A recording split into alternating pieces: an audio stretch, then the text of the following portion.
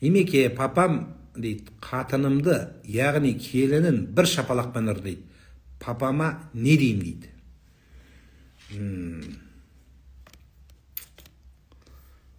Ұрмаңыз де.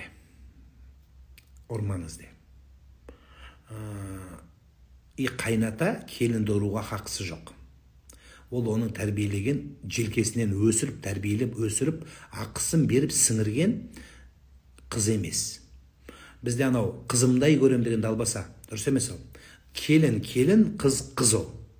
Түсінікті ма? Қайната ешқашан қол көтеруге болмайды. Қайната тұрмақ, өзінің әкесі қол көтермейді, ол қызын бейт мәпелеп өтеді. Шариғат қыздың өзін ұрма дейді. Қайнатан не нақысы бар?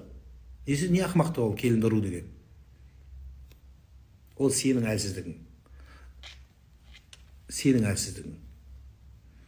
Енді сен әкеңе қол көтеріп жүрме енді, бірақ түсіндіріп айт.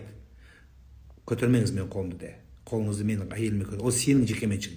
Қияметте қайнатадан сұралмайды, келіннен, әйелден сұралады.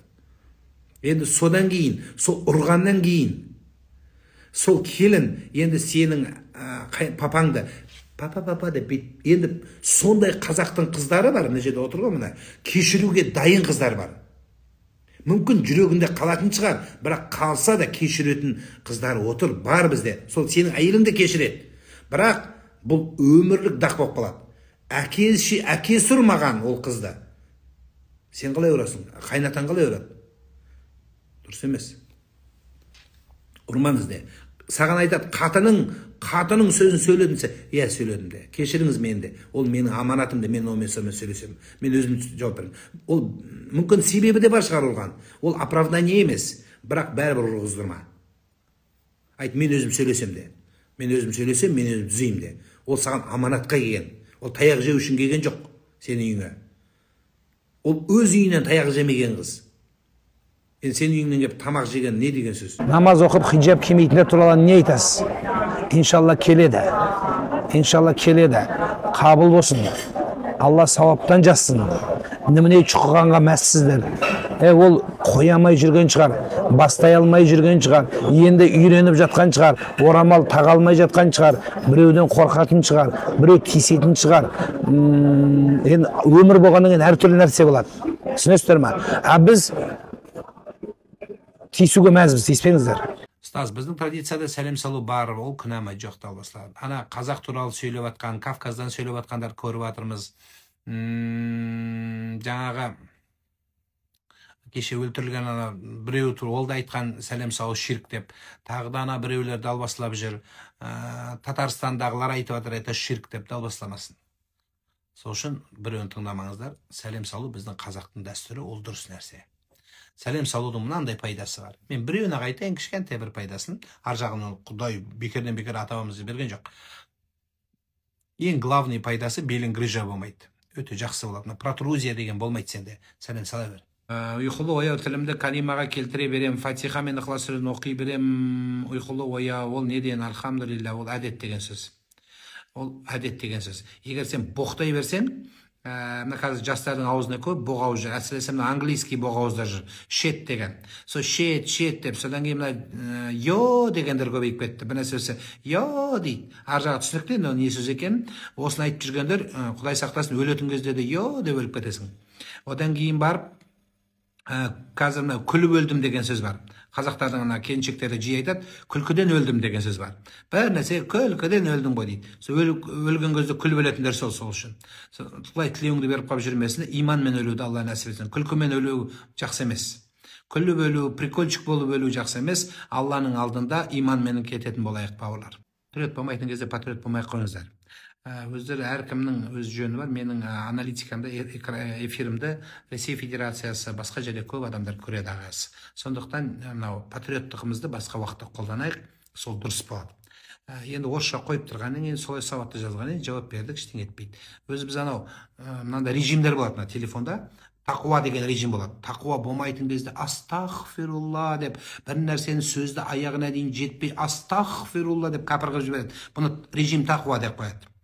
бүйтіп сразу ана көшеде жүре береді неше түрлі істеп, тілі 2 метр, бірақ бір нәрсені астағфирулла дейтін тақуа режимді қосатын кезде қосып, қоспайтын кезде ондай бөлінбеу керек. Бұл бір.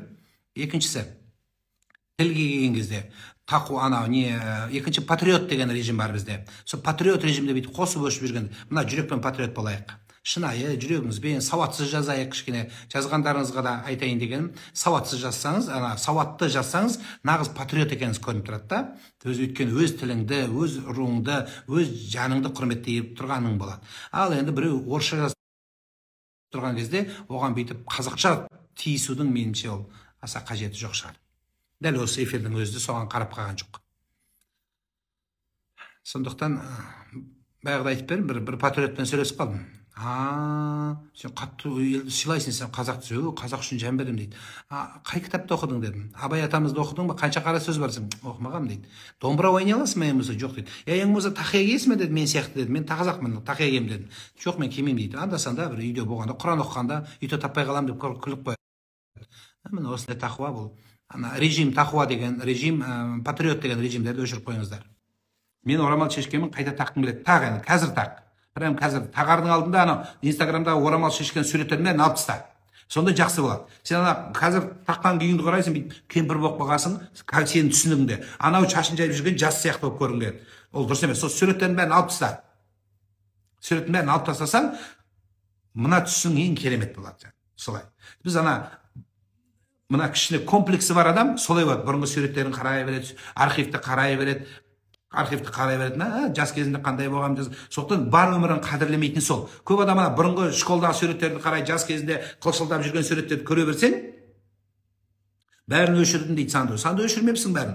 Мұна суретін өшпепті қарайсың, қазіргі авада тұрған суретті. Бұнды өшіртса. Мен саған да безвозвратный анау архивке қойып қойма, корзинаға. Корзинадан да өшіріп таста, флешкадан да күйдіріп таста, форматировать ет. Вообще сурет болмасын. Сонда жақсы болады да, алхамдулилля деген арғай дұрыс. Одан кейін мешітте барып ұстаздардан кішкене сабақ ал. Отбасы бар жігіт мазалап қоймайды дейді, не істеймін дейді. Бетін тырнап ал. Екінші қоймайтын болады. Айт, күйеуің айт, әйелің айтамын, бетін тырнасаң сотталып кетесің, қой. Сен былай қыл, күйеуіне айт, әйеліңне звондашы, телефон берші әйеліңде. Әйеліңе звондаймын де көзінше де. Болды, қашады. Болмаса екеуміздің селфи суретімізді салып қойайын ма Инстаграмға де. Ой, қашып жоғалады. Айт, екеуміз кел бергелде, суретке түсейік екеумізде. Бүйтіп суретке өліп кетсе түспейтсем, қашады ол. Қорқады ол әйелден. Осын салайын ба Инстаграмға деші. Және шығып кетсін сол күні.